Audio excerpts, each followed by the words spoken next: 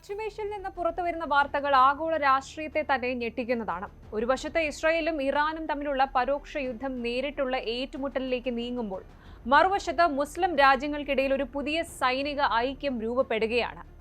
ആഗോള രാഷ്ട്രീയത്തിലെ ഏറ്റവും വലിയ പുകച്ചിലുകൾ നടക്കുന്ന പശ്ചിമേഷ്യയിൽ നിന്നൊരു പുതിയ പവകെ. ഇസ്രായേലും അമേരിക്കയും ഒരു വശത്ത് നിൽക്കുമ്പോൾ മറുവശത്ത് ലോകത്തെ മുസ്ലിം രാജ്യങ്ങൾ ഒന്നടങ്കം ഒരു സൈനിക സഖ്യത്തിലേക്ക് നീങ്ങുകയാണ്. ഈ ബിഗ് പ്രൊജക്ട് യാഥാർത്ഥ്യമായാൽ അത് ഇന്ത്യയെ എങ്ങനെ ബാധിക്കും? ഇസ്രായേലിന്റെ പ്രതികരണം എന്താണ്? ലോകത്തെ ഏറ്റവും സംഘർഷഭരിതമായ മണ്ണാണ് പശ്ചിമേഷ്യ. ഇസ്രായേലും ഇറാനും തമ്മിലുള്ള നേരിട്ടുള്ള ഏറ്റുമുട്ടലുകളും ഗാസയിലെ യുദ്ധവും ഈ മേഖലയെ ഒരു അഗ്നിപർവ്വതത്തിന് മുകളിൽ എത്തിച്ചിരിക്കുകയാണ് എന്ന് വേണം പറയാൻ. ഈ സാഹചര്യത്തിലാണ് ലോകം ഉറ്റുനോക്കുന്ന ആ വലിയ നീക്കം നടക്കുന്നത്, ഇസ്ലാമിക് നേറ്റോ.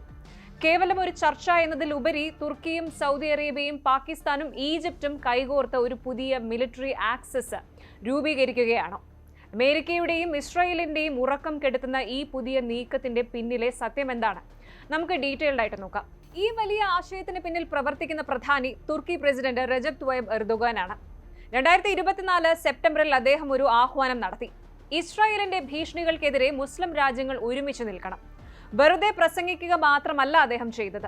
വർഷങ്ങളായി ശത്രുതയിലായിരുന്ന ഈജിപ്തുമായി അദ്ദേഹം ബന്ധം സ്ഥാപിച്ചു. സൗദി അറേബ്യയിലേക്ക് തുടർച്ചയായ സന്ദർശനങ്ങൾ നടത്തി. തുർക്കി, ഈജിപ്ത്, സൗദി അറേബ്യ ഈ 3 രാജ്യങ്ങളും ഒന്നിച്ചാൽ പശ്ചിമേഷ്യയിലെ പവർ ബാലൻസ് പൂർണ്ണമായും മാറുമെന്ന കാര്യത്തിൽ സംശയമില്ല. ഒരു സൈനിക സഖ്യം, മിലിറ്ററി അലയൻസ് എന്ന് പറയുമ്പോൾ അതിന് വെറും വാക്കുകൾ മാത്രം പോരാ, കൃത്യമായ ആയുധബലം വേണം. ഇവിടെയാണ് പാകിസ്ഥാന്റെ പ്രസക്തി വരുന്നത്. 2025 സെപ്റ്റംബറിൽ പാകിസ്ഥാൻ ഈ സഖ്യത്തിന് പരസ്യ പിന്തുണ പ്രഖ്യാപിച്ചു.